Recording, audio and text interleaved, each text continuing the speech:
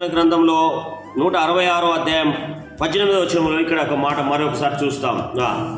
కీర్తన గ్రంథం 66వ అధ్యాయం 18, నా హృదయములో నేను పాపం లక్ష్యము చేసిన ఎడలా ప్రభువు నా మనవి వినకపోవును. కాబట్టి ఆయన మనం చేసే ప్రార్థన ఆయన వినాలి అంటే మనలో ఏ దోషం అనేది ఉండకూడదు, ఏ పాపం ఉండకూడదు, ఏ అక్రమం ఉండకూడదు. ఇవి ఉండడం ద్వారా నీకు నాకు మనకు మనం చేసే ప్రార్థనకు జవాబు రాదు. కాబట్టి బహుజాగ్రత్త కలిగిన వారమై మనము ఏది కూడా మన హృదయంలో ఉండకూడదు. ఏ ఆలోచన చెడు తలంపులు మనలో ఉండకూడదు. అందుకనే ఇక్కడ 19వ వచనంలో